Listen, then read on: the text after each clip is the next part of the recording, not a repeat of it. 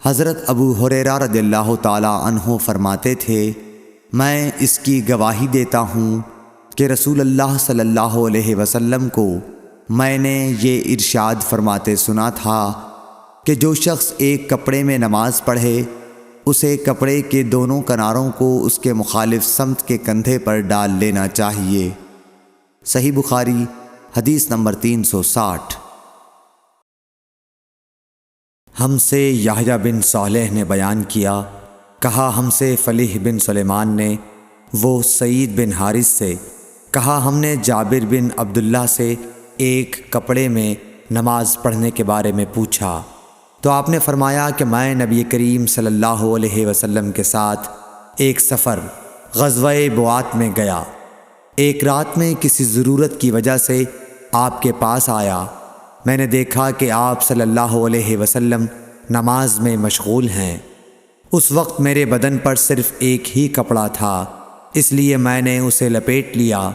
اور آپ کے بازو میں ہو کر میں بھی نماز میں شریک ہو گیا۔ جب آپ نماز سے فارغ ہوئے تو دریافت فرمایا، جابر اس رات کے وقت کیسے آئے؟ میں نے آپ صلی اللہ علیہ وسلم سے اپنی ضرورت کے متعلق کہا۔ جب میں فارغ ہو گیا تو آپ نے پوچھا کہ یہ تم نے کیا لپیٹ رکھا تھا جسے میں نے دیکھا؟ میں نے عرض کی کہ ایک ہی کپڑا تھا، اس طرح نہ لپیٹتا تو کیا کرتا؟ آپ صلی اللہ علیہ وسلم نے فرمایا کہ اگر وہ کشادہ ہو تو اسے اچھی طرح لپیٹ لیا کر، اور اگر تنگ ہو تو اس کو تہبند کے طور پر باندھ لیا کر۔ صحیح بخاری حدیث نمبر 361۔ ابو حازم سلمہ بن دینار نے بیان کیا سہل بن سعد سعدی سے، انہوں نے کہا کہ کئی آدمی نبی کریم صلی اللہ علیہ وسلم کے ساتھ بچوں کی طرح اپنی گردنوں پر ازاریں باندھے ہوئے نماز پڑھتے تھے، اور عورتوں کو آپ کے زمانے میں حکم تھا کہ اپنے سروں کو سجدے سے اس وقت تک نہ اٹھائیں جب تک مرد سیدھے ہو کر بیٹھ نہ جائیں۔ صحیح بخاری حدیث نمبر 362۔ مسروق بن اجدہ نے مغیرہ بن شعبہ سے فرمایا کہ میں نبی کریم صلی اللہ علیہ وسلم کے ساتھ ایک سفر غزوہ تبوک میں تھا، آپ نے ایک موقع پر فرمایا، مغیرہ پانی کی چھاگل اٹھا لے، میں نے اسے اٹھا لیا، پھر رسول اللہ صلی اللہ علیہ وسلم چلے اور میری نظروں سے چھپ گئے، آپ نے قضائے حاجت کی، اس وقت آپ شامی جبہ پہنے ہوئے تھے، آپ ہاتھ کھولنے کے لیے آستین اوپر چڑھانی چاہتے تھے لیکن وہ تنگ تھی، اس لیے آستین کے اندر سے ہاتھ باہر نکالا، میں نے آپ کے ہاتھوں پر پانی ڈالا، آپ صلی اللہ علیہ وسلم نے نماز کے وضو کی طرح وضو کیا اور اپنے خفین پر مسح کیا، پھر نماز پڑھی۔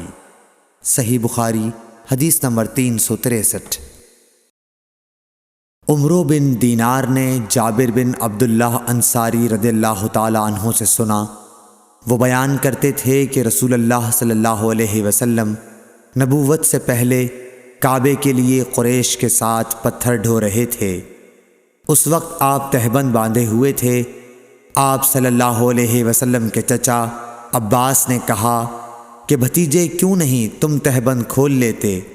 اور اسے پتھر کے نیچے اپنے کاندھے پر رکھ لیتے تاکہ تم پر آسانی ہو جائے۔ حضرت جابر نے کہا کہ آپ صلی اللہ علیہ وسلم نے تہبند کھول لیا اور کاندھے پر رکھ لیا، اسی وقت غشی کھا کر گر پڑے، اس کے بعد آپ صلی اللہ علیہ وسلم کبھی ننگے نہیں دیکھے گئے۔ صحیح بخاری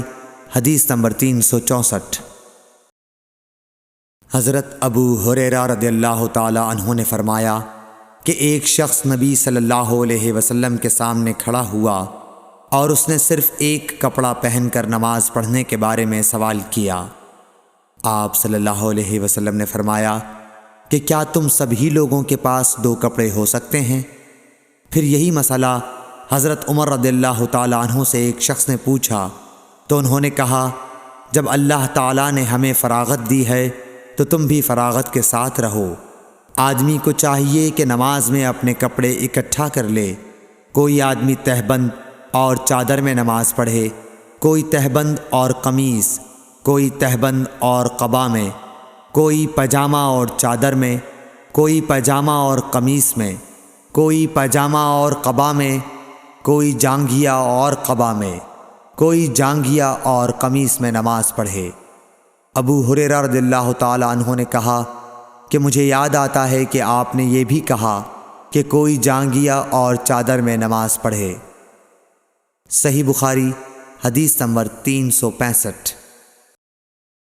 ابن عمر رضی اللہ تعالی عنہ نے فرمایا کہ رسول اللہ صلی اللہ علیہ وسلم سے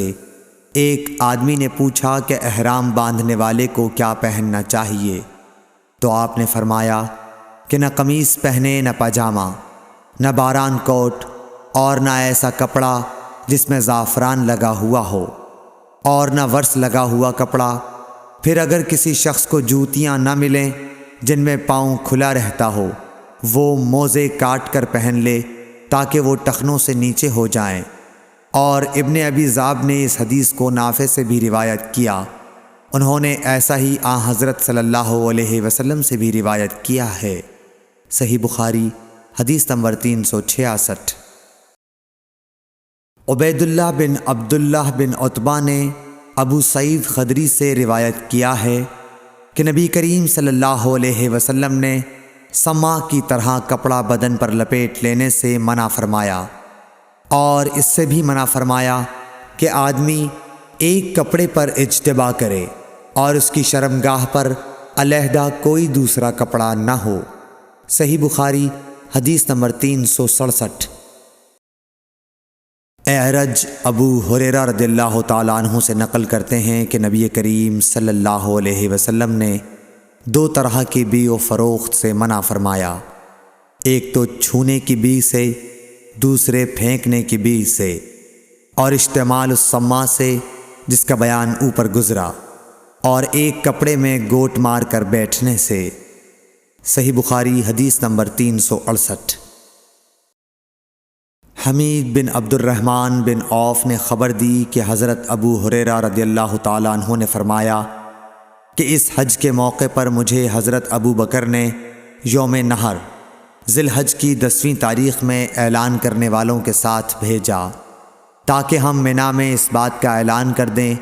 کہ اس سال کے بعد کوئی مشرک حج نہیں کر سکتا اور کوئی شخص ننگے ہو کر بیت اللہ کا طواف نہیں کر سکتا۔ حمید بن عبد الرحمن نے کہا،